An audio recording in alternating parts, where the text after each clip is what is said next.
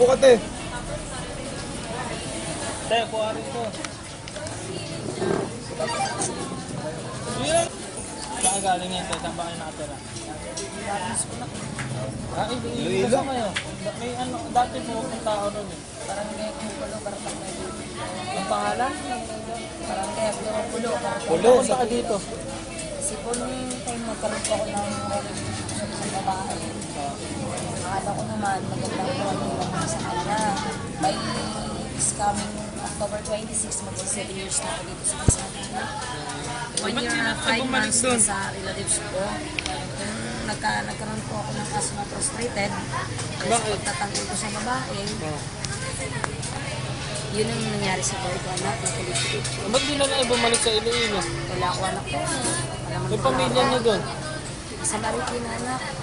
Basta? Tumana, Laban Street. Oo, hindi niyo contact eh. Wala na po akong cellphone, anak. Hindi, pero wala kayong contact kahit makitawag man lang kayo. Alam ko kung May saan. number kayo, tawagan natin ngayon. Wala po. Bali, mayroon akong relatives dito sa may Season Street, sa may Season, sa may Lokban. Work, sabi nila, no work nung stay daw. Sabi ko, walang problema. Sabi ko, Mahirap dito sa Manila pag wala ho kayong tinutuluyan. meron ako pamilya anak, pero ayaw nila kasi sa akin. Kasi Bakit? Saan yung pamilya niya dito? sa may Lokban, sa may Nieto, Barangay 67. Te, pengi po kutsara. Saka ano.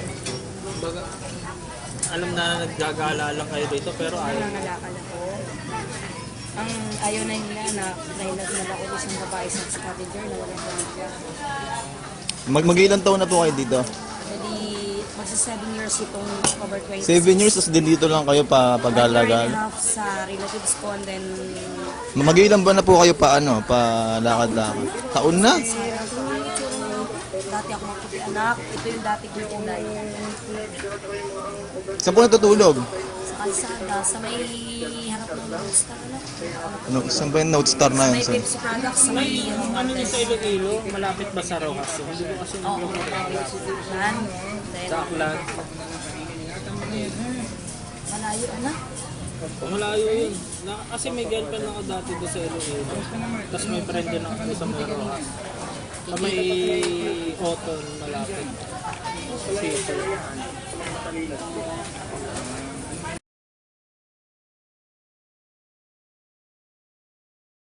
Sige na, kumain na. Sige, kaya na po kayo na. Oh. Kaya mo ng Diyos yan.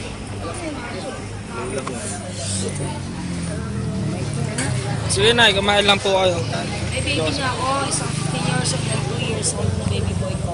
Sa Iloilo. Tutok mo lang kayo na. Galing kami kanina sa ano, sa NAIA Terminal 1. Minute namin si Xavier. Kung naalala niyo, pinost ko sa Facebook. Galing ako doon kanina. Sinamahan ko sa French Embassy. Tapos ngayon, nandito ako sa Manila. Nakita namin si ate. Galing pang Iloilo daw si ate, 7 years na daw siya nandito. Ayaw daw siyang tanggapin ng family. Yung ano namin, yung congressman namin si Dr. Barnes Garon sa Port District. Tapos si Ma'am Miriam Defensor Santiago, kababayan ko yun sa Senado. Nakapag-i-forward ka na kay Ma'am Miriam, ha? Oo. Nay, ano ba pangalan niya, Nay? Nuwena Aras Dolorcino. Taga saan? Barangay Pulo, Barutak May Bililo. Ano na siya dito? 7 years na raw siya dito sa Manila. Pero nagpalaboy siya dito ng mga ano lang taon tayo, 1 year ka na dito pa. Mali for, 5 and a half. 5.5 years na siya dito pag-alagala. Tapos nakakain siya ng sa pang-araw-araw niya galing lang sa hingi. So napakahirap na. Mamalimos na lang daw si nanay. Nay, kung ano, mananawagan kayo doon sa pamilya niyo sa Iloilo. Yan, sasabihin niyo.